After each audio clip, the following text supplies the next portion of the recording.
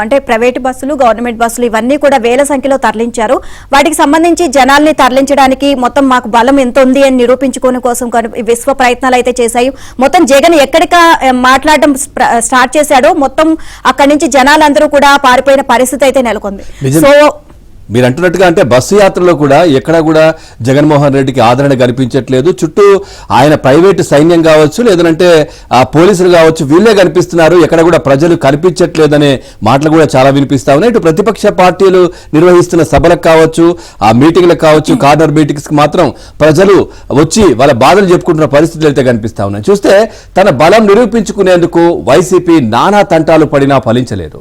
ఏకంగా 1000కి పైగా ఆర్టీసీ బస్సులు, వందల సంఖ్యలో ప్రైవేటు విద్యా సంస్థల బస్సులు, జీపులు, కార్లలో జనాల్ని పెద్ద ఎత్తున తరలించారు. స్థానిక వైసీపీ నాయకుల ఒత్తిడి మేరకు బస్సుల్లో జనాలు వచ్చినా సీఎం జగన్ బహిరంగ సభ ప్రాంగణానికి వెళ్లలేదు.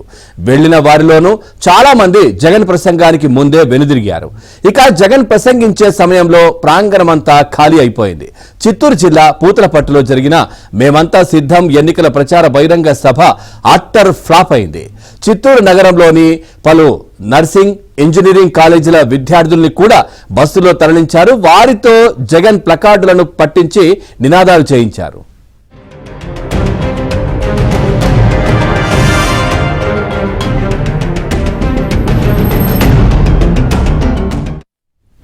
షెడ్యూల్ మేరకు పూతలపట్టు మండలం మూర్తిగారి ఊరు సమీపంలోని బహిరంగ సభ నిన్న మధ్యాహ్నం 3:30 గంటలకు నిర్వహించాల్సి ఉంది. జగన్ సభా ప్రాంగణానికి సుమారు 5:45 చేరుకున్నారు. దీంతో సభా ప్రాంగణం వద్ద ప్రజలు సుమారు 6 గంటలు వేచి చూశారు. ఎండలు ఎక్కువగా ఉండడంతో ప్రజలు తీవ్ర ఇబ్బందులు పడ్డారు. ముఖ్యంగా మహిళలు బస్సుల్లో నుంచి కిందికి కూడా దిగలేదు. వచ్చిన బస్సులో నుంచి కిందికి దిగకుండా అలాగే వెళ్లి మళ్లీ వెనక్కి వెళ్లిపోయారు.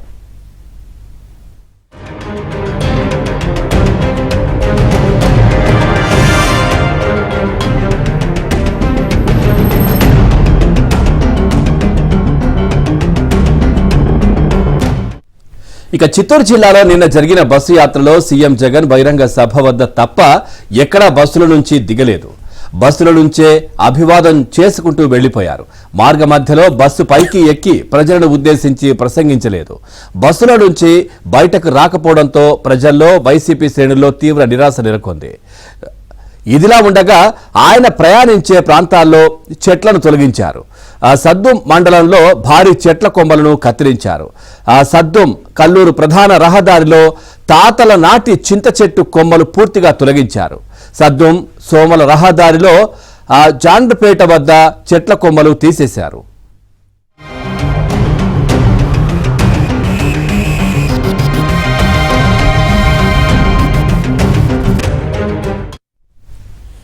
మంత్రి పెద్దిరెడ్డి సొంతూరు సదుం నుంచి ప్రారంభమైన బస్సు యాత్ర రోడ్ షో పూతలపట్టు మండలం తేనెపల్లి టోల్గేట్ వద్ద భోజన విరామానికి ఆగింది. రోడ్ షో అంతా చిత్తూరు, పీలేరు నేషనల్ హైవే మీద సాగడంతో పోలీసులు ఆ మార్గాన్ని పూర్తిగా క్లోజ్ చేశారు. మధ్యాహ్నం 12:30 నుంచి రంగంపేట క్రాస్ వద్ద వాహనాలను పీలేరు వైపు వెళ్లకుండా ఆపివేశారు. జగన్ కాన్వాయ్ 5:30 బహిరంగ సభకు బయలుదేరాక వాహనాలను అనుమతించారు. సుమారు 4 గంటల పాటు వాహనదారులు ఎండలో ఇబ్బందులు పడ్డారు.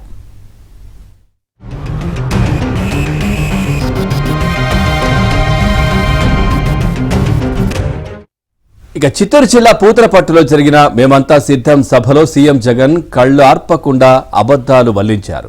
ఇక చంద్రబాబు కేంద్ర ఎన్నికల సంఘానికి ఫిర్యాదు చేసి వాలంటీర్ల వ్యవస్థను రద్దు చేయించారని వ్యాఖ్యానించారు. ఇక నిజానికి వాలంటీర్లు వైసీపీ ప్రచారాల్లో నేరుగా పాల్గొంటూ ఓటర్లను ప్రలోభాలకు గురి చేస్తున్నారు. దీనిపై టీడీపీ ఎన్నికల సంఘానికి ఫిర్యాదు చేయడం, ఎన్నికల సంఘం పెన్షన్లు, రేషన్ పంపిణీలో వాలంటీర్లను దూరం పెట్టాలని ఆదేశించింది. దీన్ని అదునుగా చేసుకుని వైసీపీ రాజకీయం చేస్తోంది. తాజాగా జగన్ మరో నాటకానికి తెరతీశారు. అసలు వాలంటీర్ల వ్యవస్థ రద్దు కాకున్నా చంద్రబాబు ఆ వ్యవస్థను రద్దు చేశారని అబద్దాలు చెప్పారు.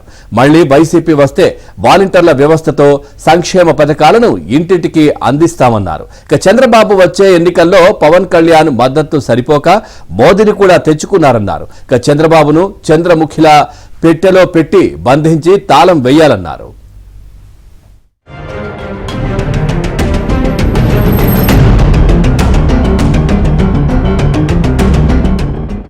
6 కిలోమీటర్ల స్వల్ప దూరాన్ని దాటడానికి అరగంటకు పైగా సమయం తీసుకున్న సీఎం జగన్ బస్సు యాత్ర తీరుతో సామాన్య జనం ప్రయాణికులు గంటల కొద్ది నరకం చవిచూశారు.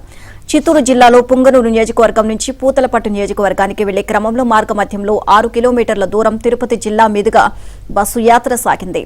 పుంగనూరు నియోజకవర్గ పరిధిలోని సదుం మండలం అమ్మగారిపల్లి నుంచి పూతలపట్టుకు వెళ్లడానికి చంద్రగిరి నియోజకవర్గం పాకాల మండలం 10 ఊట్ల వారి బయలు గ్రామం వద్ద తిరుపతి జిల్లాలో ప్రవేశించాలి. షెడ్యూల్ ప్రకారం ఉదయం 10:30 గంటలకు బస్సు యాత్ర ఇక్కడకు చేరుకోవాలి.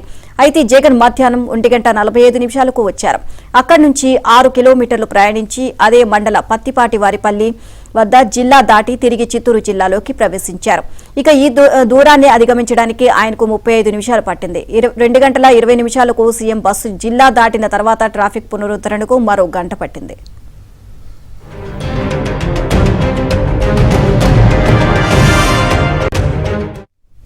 అయితే సీఎంకు పోలీసుల బందోబస్తు పేరిట అతికిపోయి ఉదయం 11 గంటల నుంచి చిత్తూరు కడప జాతీయ రహదారిపై రాకపోకలు నిలిపివేశారు.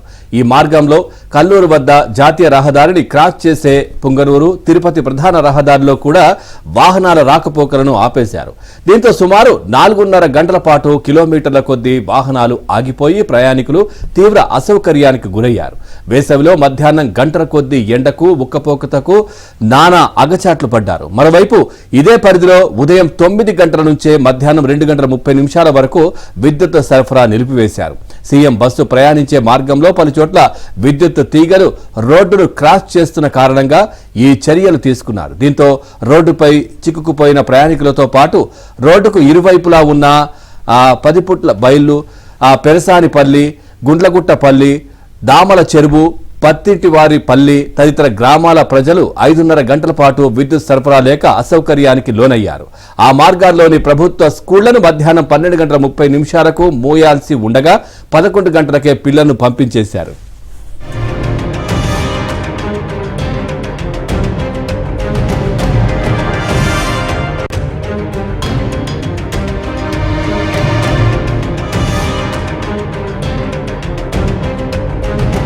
అడుగడుగునా కూడా ప్రజలకు అన్ని రకాల కూడా ఇబ్బందులు పెట్టినటువంటి పరిస్థితి. ఒక పక్క ప్రయాణికులు, మరోపక్క సామాన్య ప్రజలు, మరోపక్క గ్రామాలు అంటే విద్యుత్ సరఫరా కావచ్చు, చెట్టు నరికేవేత కావచ్చు, ట్రాఫిక్ స్తంభింపజేయడం కావచ్చు, ఇలాంటి అనేక రకాలంటి ఇబ్బందులతో జనాలు నిన్న అల్లాడిపోయినటువంటి పరిస్థితి. పూతలపట్టులో జరిగినటువంటి బహిరంగ సభకు నానా సంటాలు పడి వైసీపీ కార్యకర్తలు జనాలను తరలించేందుకు దాదాపు 1000కి పైగా బస్సులను అక్కడకు ఏర్పాటు చేసినప్పటికీ కూడా జనాలు భారీగా తరలి వచ్చినప్పటికీ కూడా అక్కడ వారికి హాజరైనటువంటి జనాలకు సరైనటువంటి సౌకర్యాలు కల్పించకపోగా వచ్చినటువంటి జనాలు జగన్ రాకముందే కొందరు, వచ్చాక మరికొందరు సభ ప్రసంగం మొదలైనటువంటి నేపథ్యంలో మరికొందరు పూర్తిగా ఈ విధంగా అక్కడ ఉన్నటువంటి సభా వేదిక ముందు ఉన్నటువంటి ప్రాంతం మిగిలినటువంటి ప్రాంతం మొత్తం కూడా జనాలు లేక వెల్లబెల్లపోయినటువంటి పరిస్థితి. అంటే వచ్చినటువంటి జనాలకు మంచినీళ్లు అందించకపోగా అనేక రకాల ఇబ్బందులకు గురి చేశారు. దాదాపు 2-3 చోట్ల పార్కింగ్లను ఏర్పాటు చేసినప్పటికీ కూడా ఏదైతే సభా ప్రాంగణం ఏర్పాటు చేసినటువంటి ప్రాంతము హైవేకి ఆనుకుని ఉన్నప్పటికీ కూడా అదంతా కూడా అటవీ ప్రాంతము, చీకటి కావడంతో 7:30 గంటలకు సభ ముగిసిన తర్వాత ఎవరైతే సభకు వచ్చినటువంటి ప్రజలున్నారో వారు వెళ్ళడానికి కూడా తాము వచ్చినటువంటి బస్సుల్లో ఎక్కడున్నాయి, ఎక్కడ ఆపారు అనేటువంటి వెతుక్కోవాల్సినటువంటి పరిస్థితి కూడా ఏర్పడింది. ఒక పక్క ఎండ వేడివికి తాళలేక, తట్టుకోలేక, నీళ్లు లేక ఇబ్బందులు పడినటువంటి జనాలకు సాయంకాలం తిరిగి ఇంటికి వెళ్లేటువంటి నేపథ్యంలో రాత్రి కావడంతో, చీకటి ప్రాంతం కావడంతో ఎక్కడికక్కడ కూడా ప్రజలు రోడ్లపైన అష్ట కష్టాలు పడి తమ వచ్చినటువంటి బస్సులను వెతుక్కొని వెళ్లాల్సినటువంటి దుర్భర పరిస్థితులు అయితే నిన్న చోటు చేసుకునేదని చెప్పాలి.